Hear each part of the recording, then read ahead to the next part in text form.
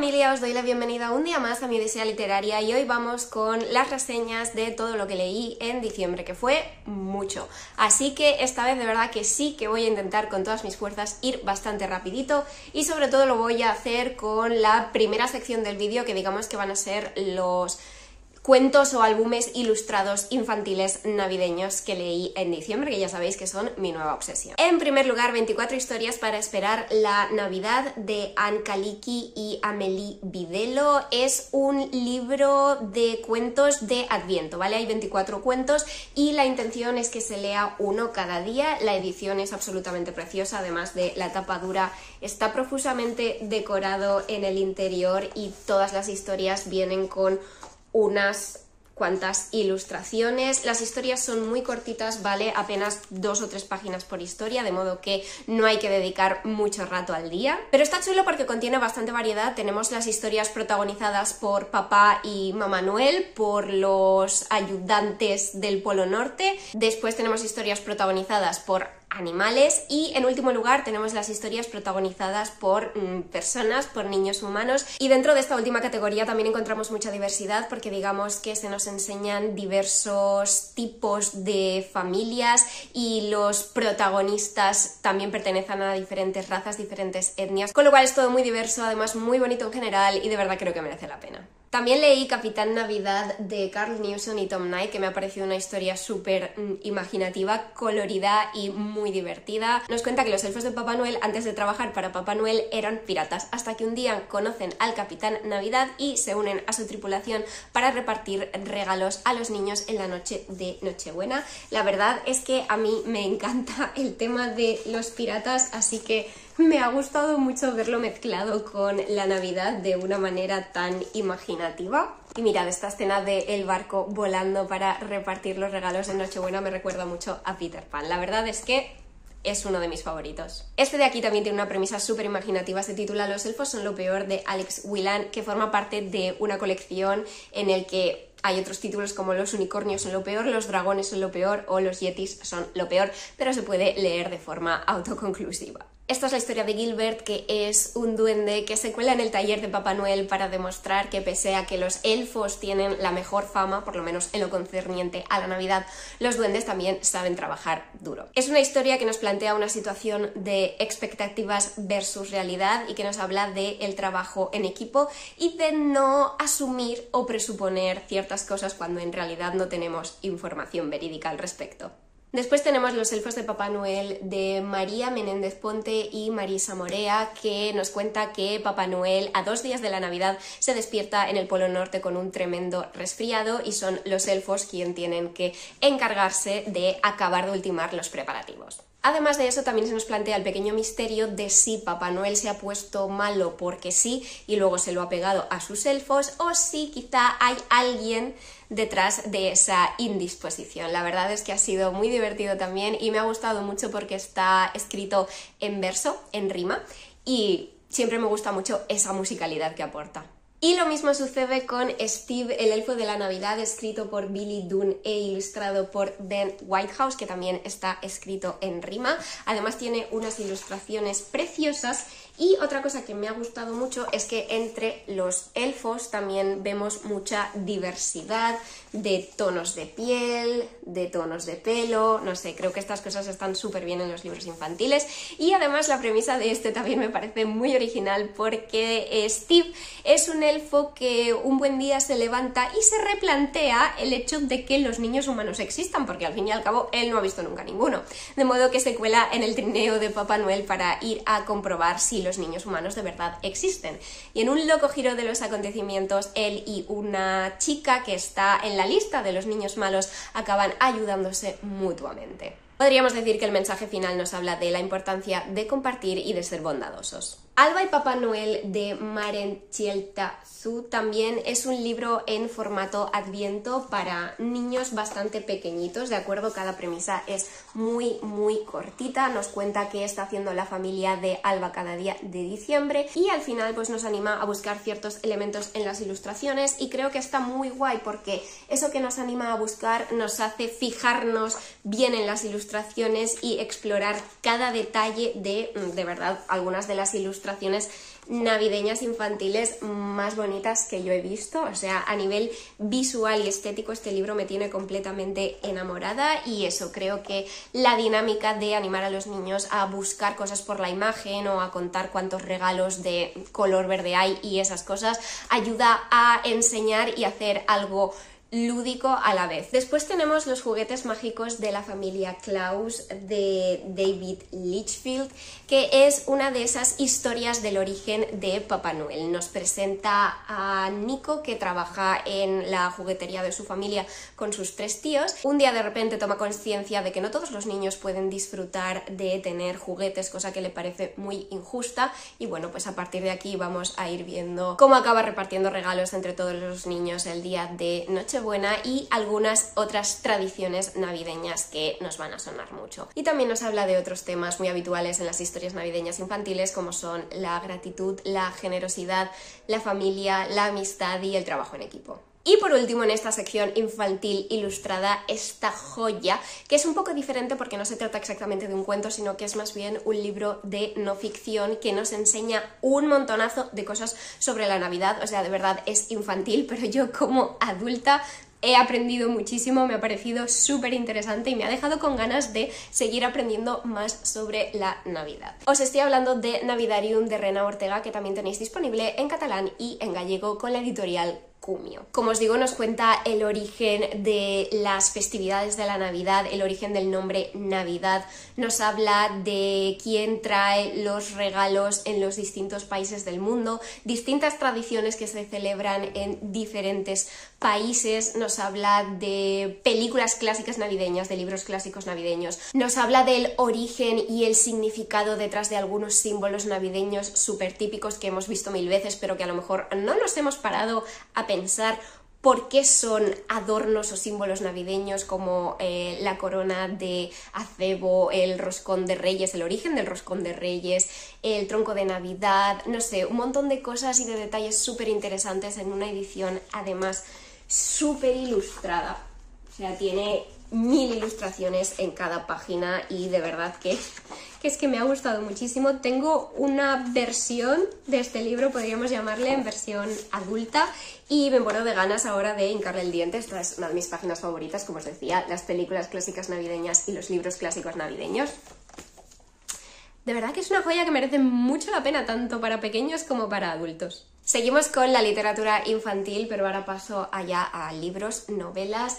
En primer lugar, Canción de Navidad de Jerónimo Stilton es la versión de esta famosísima historia navideña originariamente de Charles Dickens, pero al estilo Jerónimo Stilton. Está adaptada, pero es muy fiel al original, y la verdad es que me parece ideal para que los niños empiecen a conocer esta historia tan clásica, porque, bueno, visualmente pues también es una maravilla, tiene diferentes tipografías y colores y está muy chulo. Sobre la historia pues tampoco os voy a decir mucho, es una de mis historias navideñas favoritas, la consumo en algún formato u otro todas las navidades y pues en 2024 tocó con esta versión. Después tenemos Friosaurio Rex de Tom Fletcher, que fue una relectura a la que tenía muchísimas ganas. En principio era para seguir leyendo el resto de la saga, pero no sucedió.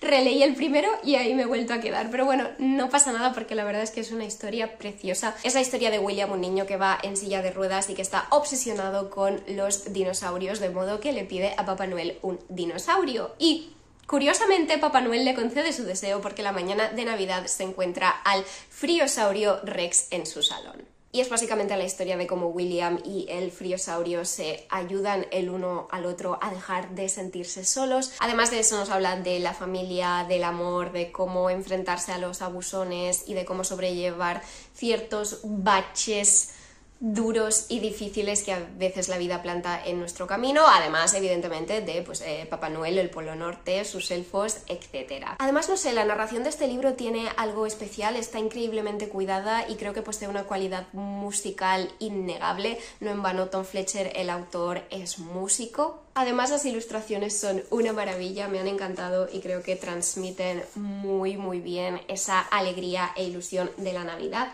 En definitiva, es una historia muy bonita, muy entretenida y divertida, pero que también da pie a hablar de algunos temas más sentidos. Lucas y el secreto de la Navidad, de Laura Vila, con ilustraciones de Eva de la Serra, es una historia middle grade para entre unos 7 y 9 años que nos teletransporta a la magia con la que se vive la Navidad durante la infancia. Es la historia de un niño que a 4 días de la Navidad ve desde su ventana unas luces que se mueven y decide seguirlas. Contiene todos los elementos imprescindibles en una historia navideña infantil: fe, imaginación, magia y por supuesto ciertos personajes estelares. Además es una historia muy cortita que se lee muy bien, cada capítulo también es bastante cortito, 3 o 4 páginas, y la verdad es que es una historia que alegra y enternece el corazón en las fechas navideñas. Además las ilustraciones también son muy chulas y ayudan a adentrarnos bien en la historia, que sinceramente es una aventura que yo creo que a todo el mundo le habría gustado vivir de pequeño. Por fin pasamos a las historias juveniles con Un corazón por Navidad de Sophie Yomain, que es un libro en formato calendario de Adviento. Os enseñé cómo era por dentro en el blog más que os hice en diciembre, pero básicamente cada capítulo venía sellado y había que ir abriendo y separando las páginas de una en una cada día, y la verdad es que el concepto y el formato eran muy chulos, pero la historia sinceramente fue bastante mediocre. Nos habla de Abril, que es una joven de unos 17, 18, como máximo 19 años, que tiene un corazón trasplantado y evidentemente pues ha vivido los últimos años muy protegida, no arriesgándose a hacer nada que pudiera acabar mal para ella y su delicado corazón, pero estas navidades se va a pasar el mes a casa de su padre, que vive pues en un pueblecito de las montañas. Y allí, bueno, encontrará el amor y se enfrentará a diversos dramas. Como os digo, por desgracia, la historia no ha estado en absoluto a la altura de la edición. Es una historia juvenil bastante pobre, y el problema no es que sea juvenil, porque hay historias juveniles increíbles, pero es que no es juvenil, es inmadura, simple y llanamente. Los personajes tienen unos prontos infantiles que me dejaron alucinada y unas actitudes, pues eso, muy inmaduras, mucho más propias de adolescentes de 14 a 15 años que no de jóvenes adultos de 18 a 20 a quienes ya se les presupone un poquito más de sensatez. Y ese aire inmaduro que desprende choca muchísimo con el hecho de que la autora ha intentado incluir temas duros, temas serios, ¿no? Como es la enfermedad de Abril. Pero es que no profundiza en ello, o sea, la narración además es una de las cosas más superficiales que se puede echar una a la cara, porque literalmente es un capítulo por día, ¿vale? Y literalmente hay capítulos que simplemente te describe todo lo que hace en el día, que se levanta, te cuenta que desayuna, que se tira 3 horas estudiando, si ve o no a su padre, si sale por el pueblo con los amigos, o sea, todo te lo cuenta todo, es como una lista de lo que le va pasando en el día, en vez de enseñarte y profundizar en aquellos elementos que se supone que tienen que tener un peso. Habría estado bien siendo una historia navideña mucho más sencilla y con menos pretensiones. De verdad que yo no esperaba una obra maestra, pero es que la autora ha apuntado hacia otro lado y se ha estrellado completamente por esa seriedad forzada y esa profundidad que en realidad no alcanza, porque sinceramente la narración es pobre. Porque además es que parece que su idea de crear una historia profunda no se basa en desarrollar a fondo la trama y los personajes o en cuidar la narración, sino en poner en labios de un chico de 20 años frases súper profundas en mitad de una conversación cualquiera, que sinceramente me han parecido absolutamente forzadas y poco naturales. En resumen, un chasco con ínfulas de historia profunda y que se queda corta en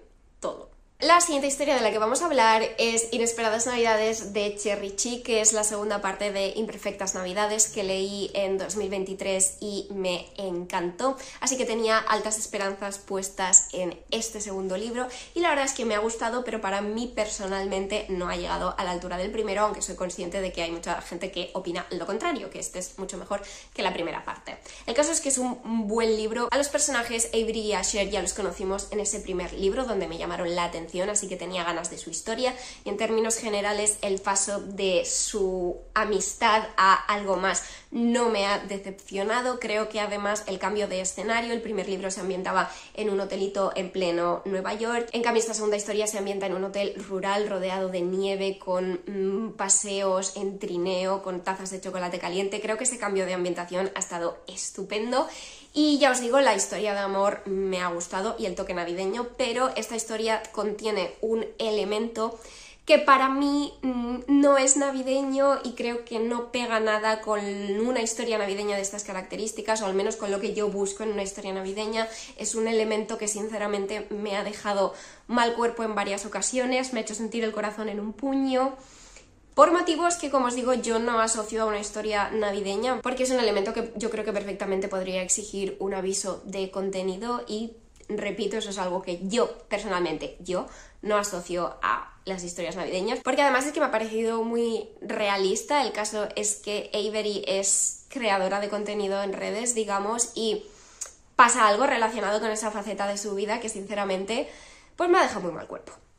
Me ha dejado muy mal cuerpo y me ha impedido disfrutar de esta historia al máximo. Además, también debo añadir que hay fallitos a nivel gramatical, hay como calcos y estructuras muy forzadas en castellano, como si se hubiera traducido literalmente del inglés, lo cual no tiene sentido porque se ha escrito directamente en castellano, pero bueno, son esas cosas que van influyendo cada vez más en nuestra lengua y en nuestra manera de hablar, pero que, pues, no son realmente naturales u originales en castellano. En diciembre también leí Bajo el muérdago de Beth O'Leary. Es la tercera novela que leo de esta autora y la verdad es que nunca defrauda. Puede que sus libros no sean 5 estrellas rotundas, pero siempre me dejan satisfecha, y es lo que ha vuelto a pasar en esta ocasión. Esta es la historia de Lucas e Izzy, dos trabajadores de un hotel que está pasando por ciertos apuros y que es posible que no siga abierto después de Navidad. Pero nuestros dos protagonistas, que por supuestísimo se llevan a matar, harán todo lo posible por salvar el hotel y salvar sus empleos, aunque eso implique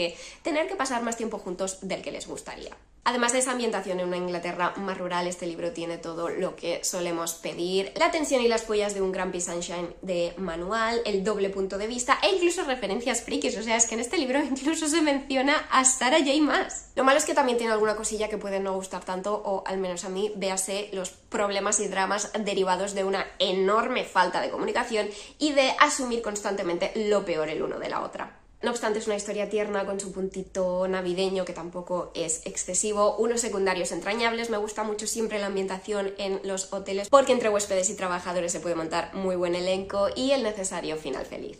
Además, como traductora y buena friki de todo lo relacionado con los idiomas, me ha parecido muy interesante el planteamiento de la personalidad de Lucas cuando se expresa en inglés o cuando se expresa en portugués, que es su lengua materna. Aquello que dejamos atrás de María Vaquero ha sido, no diré que una sorpresa porque ya me lo esperaba, pero wow, o sea, me ha gustado muchísimo. Si buscáis una historia navideña pero el estilo más de comedia romántica no es lo vuestro, de verdad, dadle una oportunidad a esta historia. Y además, sí que es cierto que las vibes navideñas están ahí, pero me parece que también es una buena historia para leer en cualquier otro momento, especialmente en invierno. Esta es la historia de 4 personas jóvenes, 2 chicas y 2 chicos, cuyas vidas acaban entrelazándose. Básicamente nos va mostrando su evolución y su crecimiento mientras se enfrentan a varios problemas y dramas, y nos enseña también cómo van creando y estrechando lazos entre todos. Está contada desde los 4 puntos de vista, es decir, hay 4 puntos narrativos, y además la narración es que es preciosa y delicada, cargada de sentimientos, de verdad que es una cosa preciosa. O sea, he puesto un montón de post-its y subrayado un montón porque de verdad que me gusta muchísimo cómo escribe María. Además, es una historia ambientada en Islandia y yo nunca he estado allí, pero lo describe de tal manera que te sumerges completamente y te parece estar allí. Además, me ha gustado mucho que contrapone una ambientación más de ciudad en la capital con sus casas de colores, y después los personajes hacen un road trip, un viaje en caravana, y es ahí cuando se nos describen los increíbles paisajes de este país. Además, se entremezclan esas estampas naturales con mucho folclore islandés y leyendas, y de verdad que es una maravilla. Es lo que se suele llamar una novela de personajes, ellos son el centro de todo, pasamos muchísimo tiempo en su mente, pero a mí sinceramente esto ni se me hace aburrido ni tedioso, porque la construcción de cada uno de ellos es rica en matices y sus mundos interiores te envuelven por completo. Además creo que María ha tratado muy bien algunos temas sensibles de salud mental y ha explotado muy bien los clichés de segundas oportunidades y proximidad forzada. En resumen, es una historia escrita de una forma muy bonita, que te deja el corazón en un puño en más de un momento, pero que merece totalmente la pena. En diciembre también leí Pesadilla en Navidad de Tessa Bailey y lo cierto es que es una historia con más capas que algunos de los últimos libros que he leído de la autora, pero es cierto que ha habido dos detallitos que no han acabado de convencerme. A rasgos generales, esta es la historia de Melody y Beat, que son los hijos de dos mujeres que en el pasado, en su juventud, formaban un grupo musical súper conocido, pero que se separaron en muy malos términos, y el caso es que los fans llevan años pidiendo un reencuentro de la banda. Sin embargo, esto parece totalmente imposible hasta que Melody y Beat, por una serie de razones, deciden aceptar la propuesta de una cadena de televisión para un programa en el que reúnen otra vez a sus madres. El caso es que, como os decía, ha habido dos detallitos que no han acabado de convencerme. Por un lado, el insta-love, esa insta-atracción que sinceramente es muy típica en los libros de la autora y al principio no me molestaba tanto, pero como veo que el patrón no deja de repetirse, cada vez me cansa más, porque además yo no soy fan de estas cosas tan rápidas. Yo soy más fan de ir desarrollando los sentimientos a fuego lento. La segunda cosa es que la ambientación navideña sinceramente no está tan presente como a mí me habría gustado. Sí, se mencionan aquí y allá unas lucecitas navideñas. Creo que la reunión de la banda está programada como para Nochebuena, pero al margen de eso no hay mucha Navidad en esta historia.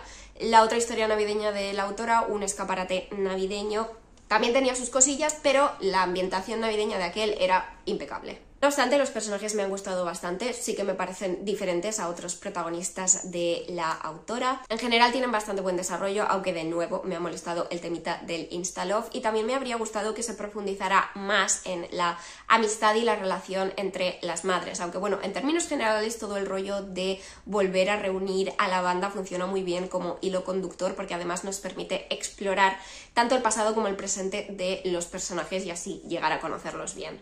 A ver, es un libro que os recomiendo si lo que buscáis es una historia entretenida. La verdad es que engancha de lo lindo, tiene sus escenas spicy y es una buena opción si lo que queréis es olvidaros del mundo por un rato. También leí Navidad, Dulce Navidad de Joanne Fluke, que es el libro, digamos que 1,5 dentro de la serie Cozy Mystery de los misterios de Hannah Swensen. El primero fue Unas galletas de muerte, que leí en noviembre, y la verdad es que me ha parecido un complemento simpático a la historia, pero me han faltado las vibes navideñas. O sea, se ambienta durante el mes de diciembre, se menciona en alguna ocasión la Navidad, pero para mi gusto como que no es lo bastante patente, es decir, estás leyendo y es fácil que se te olvide que está ambientada en Navidad. Podría haber estado ambientada en cualquier otro momento del año. Al margen de eso, es una historia cortita con un tipo de misterio diferente, como más amable, quizá precisamente por esa ambientación navideña la autora no quiso incluir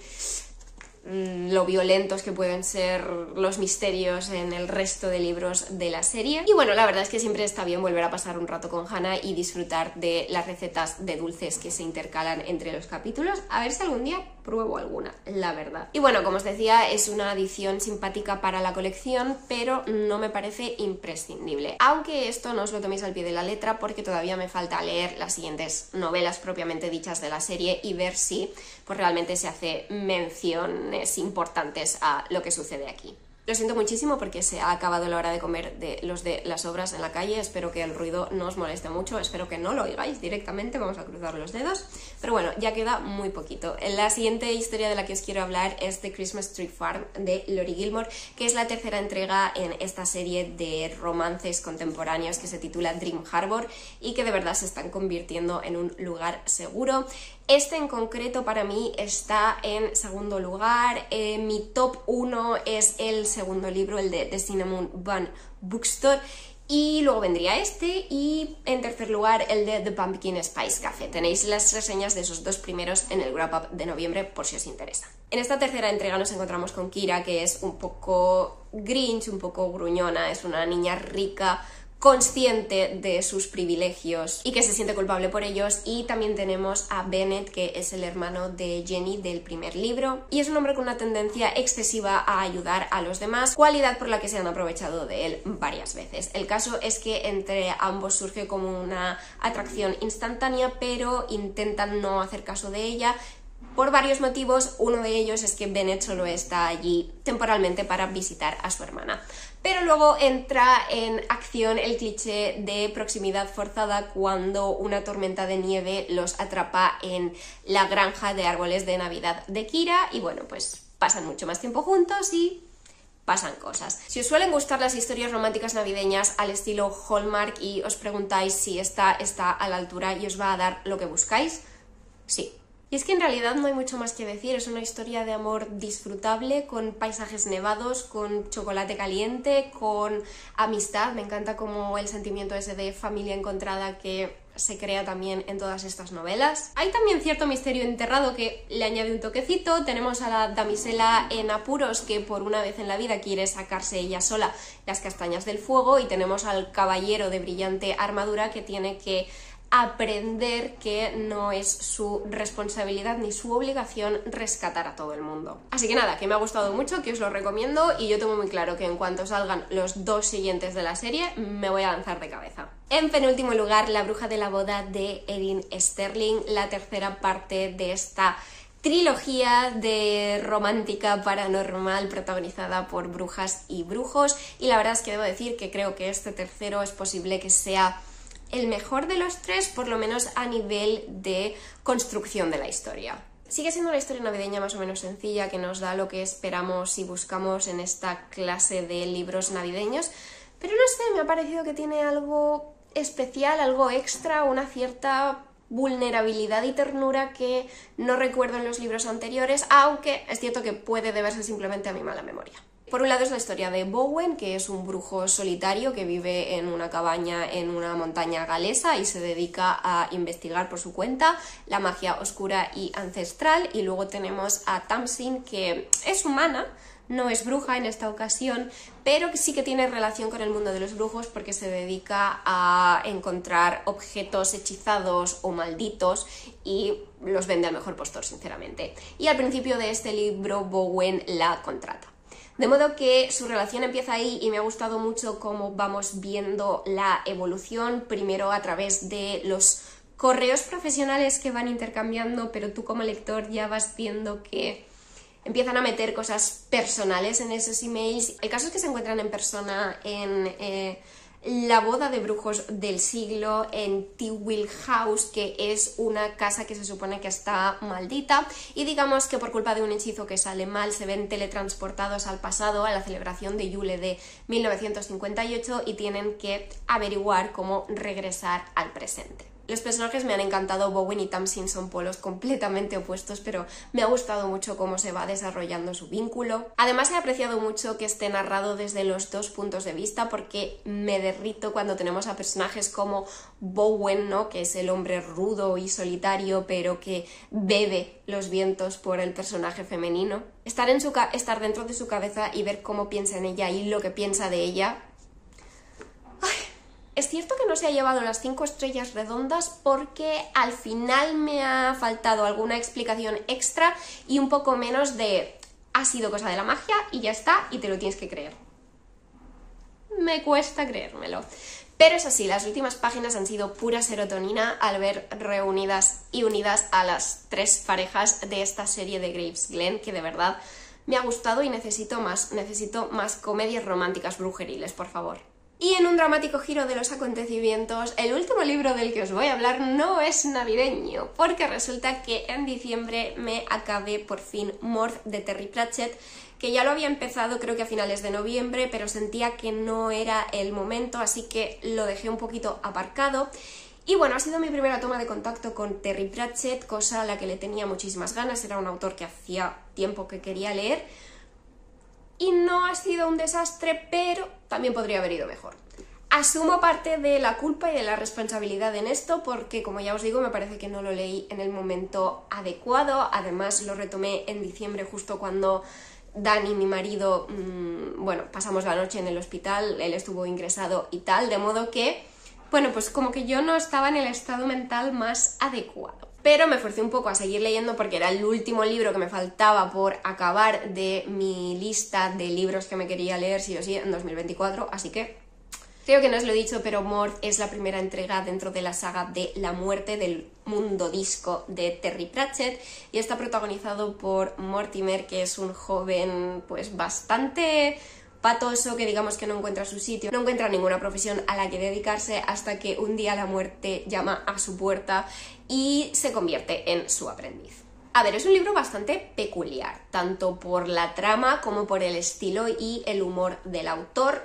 Yo ya iba un poco sobre aviso, pero es cierto que aún así al principio me dejó un poquito descolocada, me costó entrar en la historia porque sí es un libro corto, pero es un único capítulo de 280 páginas, o sea, no hay capítulos.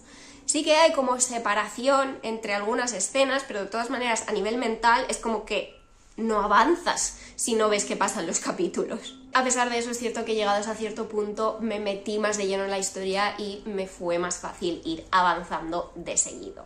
Es una historia que contiene reflexiones interesantes sobre la muerte, sobre lo que da sentido a la vida y sobre algunos otros asuntillos. Además, todo ello en general aderezado con el punto de vista irónico del autor, que la verdad que me ha divertido bastante en ocasiones. Además, es indiscutible lo imaginativo de la trama de este libro en particular, pero también del mundo disco en general. No obstante, creo que el principal elemento que me ha impedido disfrutar más del libro ha sido que no he conseguido conectar con los protagonistas. Creo que la narración no me ha acercado a ellos tanto como me suele gustar, sobre todo en el caso de Morph y la muerte, que son, digamos, yo creo los dos protagonistas más indiscutibles. Y son dos protagonistas que me han parecido interesantes, tienen dinámicas interesantes entre ellos y algunos pensamientos también que ha estado muy bien explorar, pero no sé, no he podido conectar bien.